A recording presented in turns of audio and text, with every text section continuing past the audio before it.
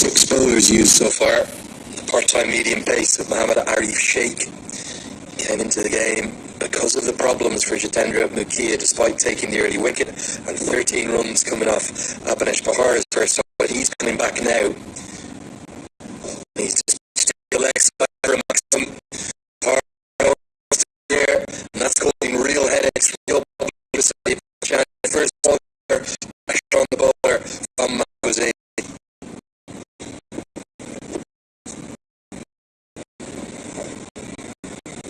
Mentioned before, with 6 off, that is just a tiny little pick-up for him, really. He's played very well in the Abu Dhabi T10 down the years, which is played at the side cricket stadium, the biggest field. He's so strong on the leg side, isn't he? That tends to be where he regularly goes. This time he'll get a couple as it's come off the inside edge. Every ball is a moment here. Every ball is being lived.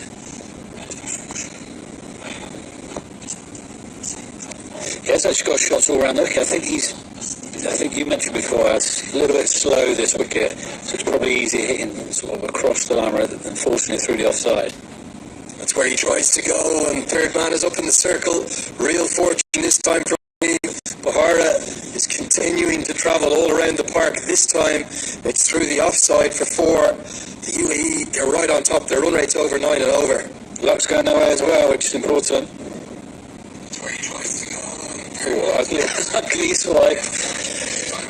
Lucky edge over third man, 4 runs. Suspected third man place. That could be the catch. Down there, third man, but Bibek Yadav is up in the circle.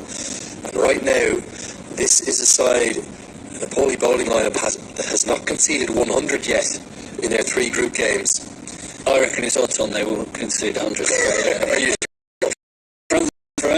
don't want you to make too many outlandish statements out there. Strange field now, deep backward point comes into place. I think Bahar is going to go for the wide Yorkers. They're going to try and hide away the ball from the leg side from Wasim. Exactly where he goes. Yeah, called that one, Lenny.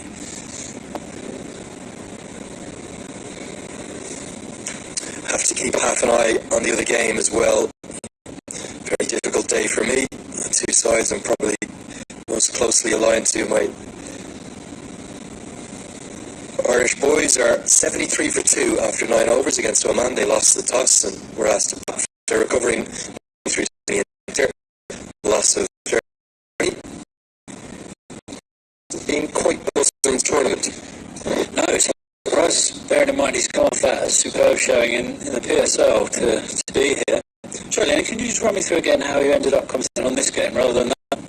Very good question, Paul, and I'm glad you've brought up the topic. Thuds into the pad and Usman just loses his shape. Will be a leg by. Well, I felt it was a very unfair decision for me to have to make, so I said I want nothing to do with it. Someone else tell me where to go. So who made that call? Well, that was the production company. Ah, right. They said, we're going to toss a coin. Peter Della Penna goes to one ground, Lenny, you go off to another. Okay.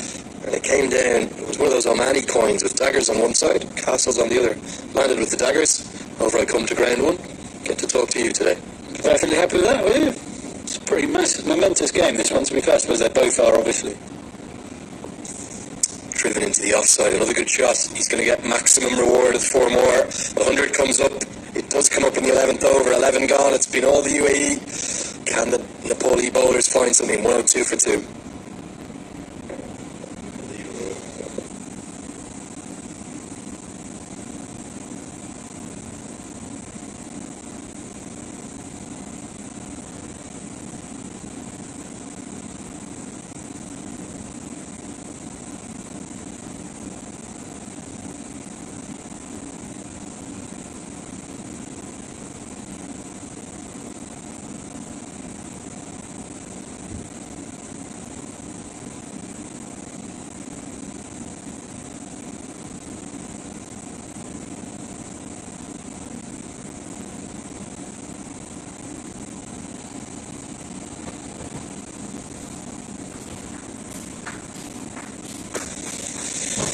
So 11 gone, and there's big problems, big headaches for Sandeep Lamachani, this young captain. He's found one of the 2 wickets.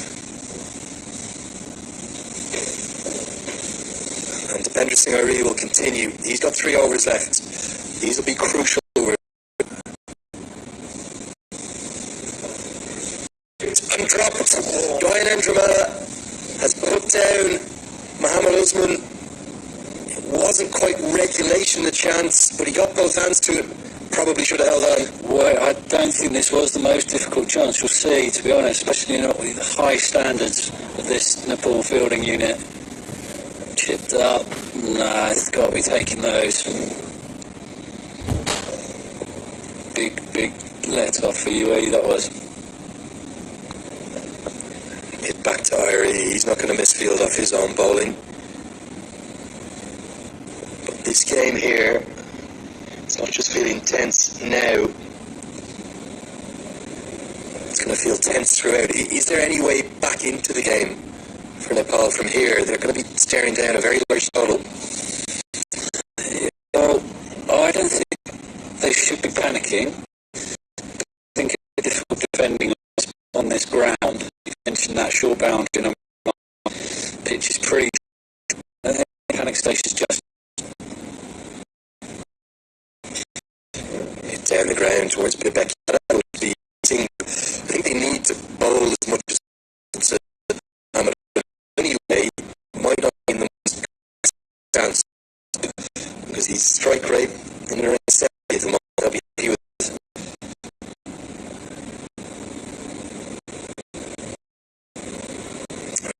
Very effective back on the field. That shorter boundary that could be crucial when you're in chase. Yeah, I think just as you talk about Usman there, yeah, 9-14, always been feeling under pressure before the game started. He's usually good at rotating the strike. As you mentioned, the fastest new round between the wickets. Every dot critical. It's just bringing the ball back into it. Dropped chance from Gyanendra Mala in that over 12 gone. 106 for 2.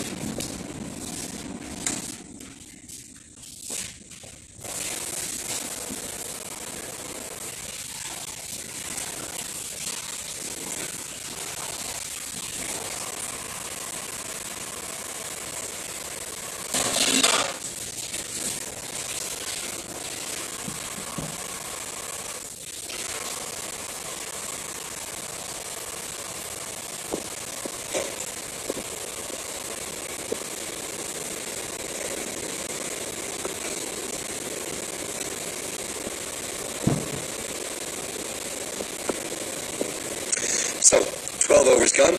UAE 106 for 2. Listed on our initial sheets, it's Basil Hamid in next at 5 and Rohan Mustafa all the way down at 6. But it's been a pretty flexible order for the Emirati side in this tournament. Yeah, I think they will stick with that because Basil Hamid, as you just mentioned, the Usman scoring rate's a little bit slow at the moment, and Basil Hamid is a big hitter. He scored 60 off 30-yard balls in the one-day international series that preceded the quadrangular series that preceded this tournament. He's been in form on this tour. Such are the issues for the Nepali bowling attack. They're going to have to go back to their main strike bowler, Kamal Singh Airi, and use up one of his 2 remaining overs as early as the 13th. Well, I think it's fair to say we've got the 4 best sides in the tournament playing out for spots in Australia 2022. Yeah, I think so. In actual fact, these are the 4 teams that play the quadrangular, aren't they? Before the series. So, back then you thought they were the 4 best equipped teams.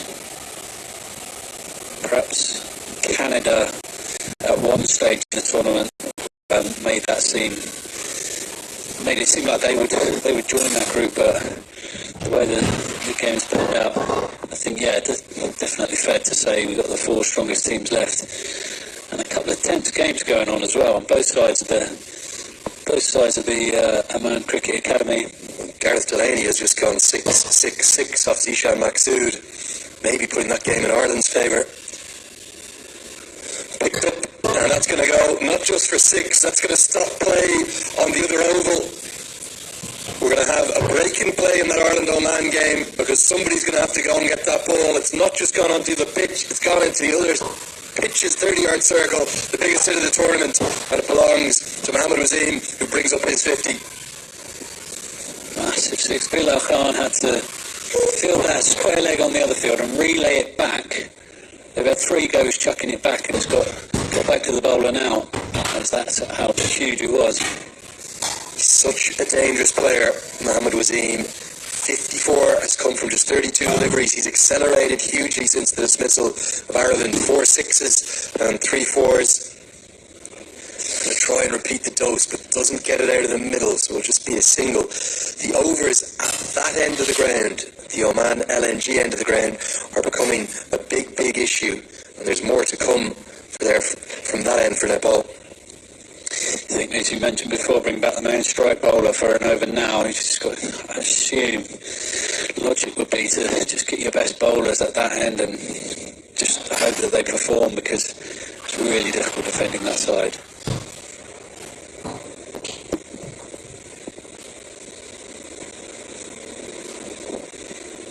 Hit into the leg side. Probably just going to be a single because straight to Bahara. Paul, you've covered cricket in the UAE for quite a long time now, a decade or so, I believe. Is this the strongest side you've ever seen from the UAE under the leadership of Ahmed Raza? I don't know, I wouldn't necessarily say so. No, they've probably had about 3 incarnations of the team in the time that I've been covering it. Originally with the great Kuram Khan as captain. So there's definitely different profile to this team. It's a lot younger. Goes for the Yorker, Kamal Singh I read. Wasim will keep the strike. It's another expensive over. Plenty of the overs with more than 10 runs coming from them. 117 for 2.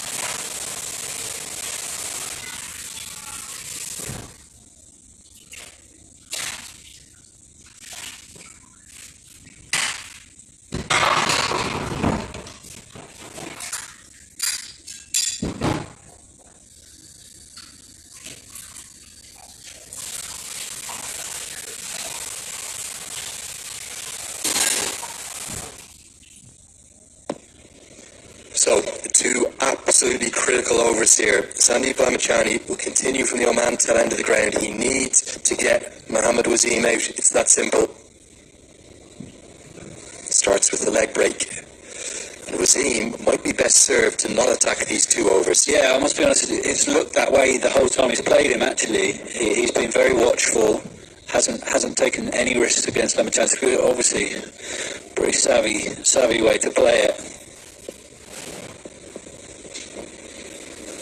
Leg break speared in. I think it'll just be 1. Guy Nendramala seems to be everywhere today. Wherever the ball is hit, keeps going to the former captain.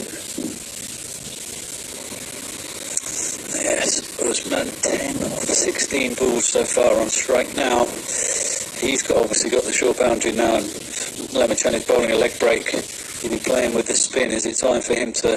Lots of googlies here as well, I suspect. That's the googly picked up into the sky. There should be a chance. Fly leg fielder comes round and puts it down. The second drop from Nepal. I believe it's Jitendra Mukhiya. It is. I don't think he's even laid a hand on a ball. Yes, I've got to be honest, it's pretty poor cricket from the batter. It's not a brilliant shot. Googly playing against spinner.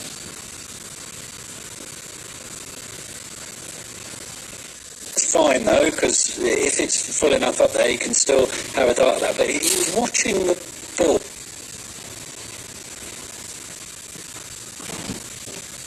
The whole time when the ball was dropped, he was halfway down the wicket.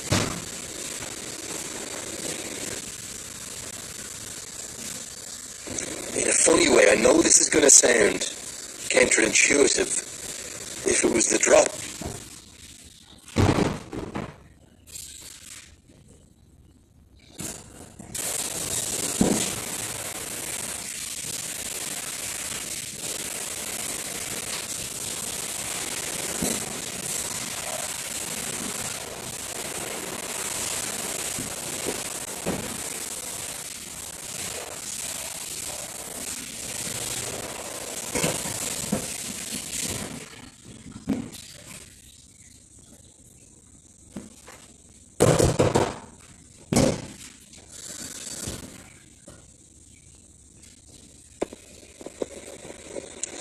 Dipender Singh Airi it's going to be to bowl two of the toughest overs from the Oman LNG end. At least he's got Wasim to bowl to.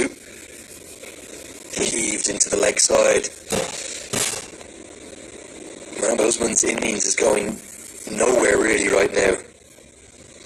Keep getting distracted on this field by wickets on the other field. These pitches, these grounds here in Oman are so close together. I'd imagine, Lee, there are no international cricket grounds that are close together than these two.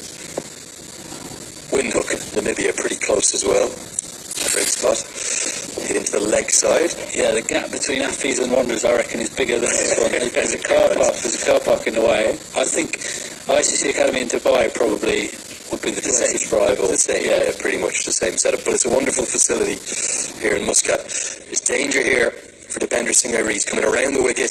It's a 55-yard boundary hitting with the wind.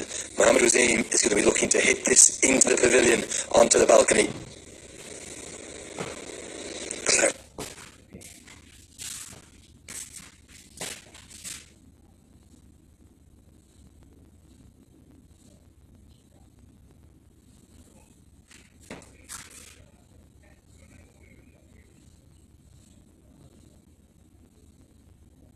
Bowling finds it away miles outside the off stump. Something that I can imagine later in the game when you're